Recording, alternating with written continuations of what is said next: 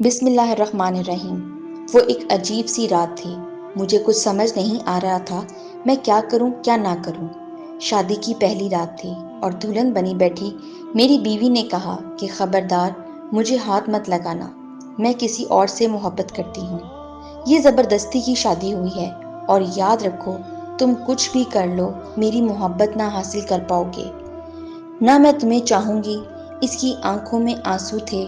میں حیران و پریشان پاگلوں کی طرح اسے دیکھنے لگا اور سوچنے لگا کہ کیا ہو گیا ہے۔ جب کچھ سمجھ نہ آیا تو اٹھا اور وضو کیا اور نماز کے لیے چلا گیا اور اپنے اللہ سے ذکر کیا کہ یا ربا یہ کیسا امتحان ہے۔ مجھے ڈر تھا، بہت زیادہ ڈر، معاشرے کا ڈر، خاندان والوں کا ڈر۔ میں ایک مڈل کلاس فیملی سے تعلق رکھتا ہوں اور ایسی اونچ نیچ پر ہمارے ہاں عزت کا جلوس نکل جاتا۔ مختلف سوچیں آ جا رہی تھیں۔ اگر یہ صبح گھر گئی اور واپس نہ آئی تو میری عزت کا کیا ہوگا؟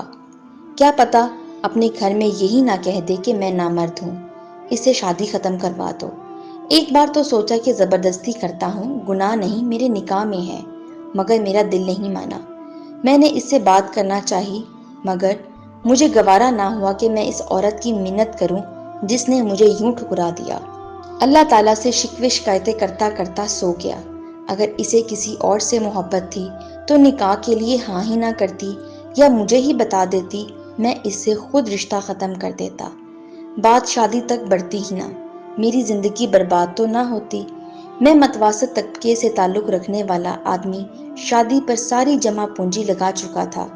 خیر صبح وہ اپنے گھر چلی گئی، کوئی بات نہیں ہوئی۔ 3 دن تک کوئی ہلچل نہیں ہوئی۔ 3 دن بعد اس کی امی کی کال آئی کہ بیٹا تم آئے نہیں اپنی دلہن کو لینے، تو میں لینے چلا گیا۔ میں نے وہاں بھی کوئی بات نہیں کی، ہم واپس گھر آ گئے۔ میری بیوی میرے سامنے تو نہیں، البتہ باہر جا کر یا گھر کی چھت پر جا کر ہر رات کو فون پر کسی سے باتیں کرتی تھی۔ میں نے اس سے پوچھا تک نہیں کہ وہ کس سے باتیں کرتی ہے، کون ہے وہ۔ بس ایک بار پوچھا تھا کہ اسے طلاق چاہیے، اس نے کہا نہیں۔ اس کا فون پر جو عاشق تھا اس کا مجھے کوئی مطلب نہیں تھا۔ 5 ماہ ایسے ہی گزر گئے۔ میں کام سے تھکا ہارا رات میں گھر آتا، کھانا باہر سے کھا کے آتا اور جب بھی گھر آتا وہ فون پر ہی باتیں کر رہی ہوتی۔ ایک دن اس نے پوچھا ایک بات پوچھوں میں نے کہا پوچھ لو۔ اس نے کہا کہ آپ کو مجھے دیکھ کر طلب نہیں ہوتی۔ میں نے کہا شادی سے پہلے بھی تو کنٹرول ہی تھا، تو تمہیں کیا لگتا ہے کہ اب نہیں ہو سکے گا؟ مگر اس رات بات کچھ اور تھی۔ میں سویا ہوا تھا، میرے موبائل کی گھنٹی بجی۔ فون میرے دوست کا تھا۔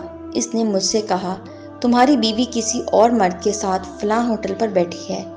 مجھے پہلے تو یقین نہ آیا، لیکن جب اپنی بیوی کو گھر پر نہ پایا تو بے حد غصہ آیا، اتنا کہ مجھے اپنا دماغ پھٹتا ہوا محسوس ہوا۔ میں نے اس کی عزت رکھی، کسی کو کچھ نہ بتایا، پر اس نے میری عزت نہ رکھی۔ میں ہوٹل کی طرف چل دیا، خود کو پرسکون رکھا۔ وہاں اس کو کسی غیر مرد کے ساتھ بیٹھا دیکھا تو آواز دی اور کہا کہ چلو گھر چلو۔ وہ چپ چاپ گھر آ گئی۔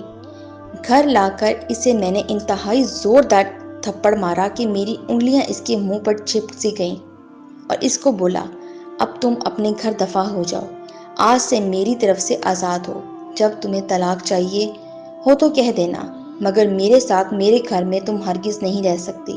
وہ عورت یعنی میری بیوی آج بھی اپنے میکے گھر میں ہے۔ طلاق نہیں مانگی اس نے، اور ہاں جس کے عشق میں وہ پاگل تھی اس نے اس کو اپنایا ہی نہیں اور اپنا مطلب نکال کر بھاگ گیا۔ ایک دن روتے ہوئے اس کی کال آئی تھی کہ مجھے اپنے نام سے محروم نہ کرنا، بس بھلے ہی مجھے اپنے پاس جگہ نہ دو لیکن طلاق مت دینا، بس ایک آخری خواہش پوری کر دو۔ میں نے اس کی آخری خواہش کا احترام کیا اور اس کو طلاق نہیں دی۔ اس کے بعد مجھے 3 سے 4 سال لگے خود کو نارمل انسان بنانے میں، عورت پر یقین کرنے میں، یا ہر عورت ایک جیسی نہیں ہوتی۔ پھر آخر میں نے دوسری عورت سے شادی کر لی۔ اب الحمدللہ میرے 3 بچے ہیں۔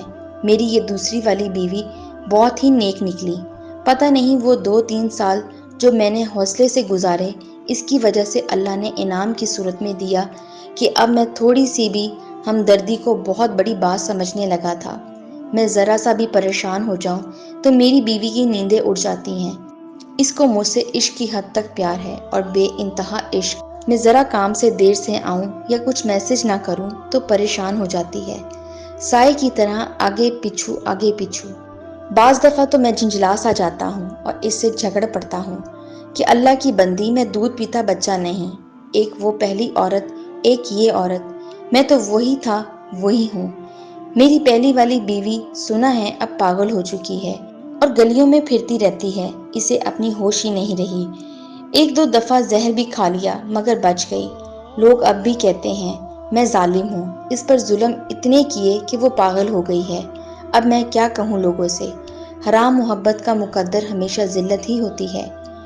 یارا نے عشق کی معشوقی لگا کر توقع کرنا کہ یہ ٹھیک ہوگا، ذلت ہی ملتی ہے۔ میری بچیوں بہنوں یاد رکھو، حرام محبت کا مقدر ذلت ہے بس۔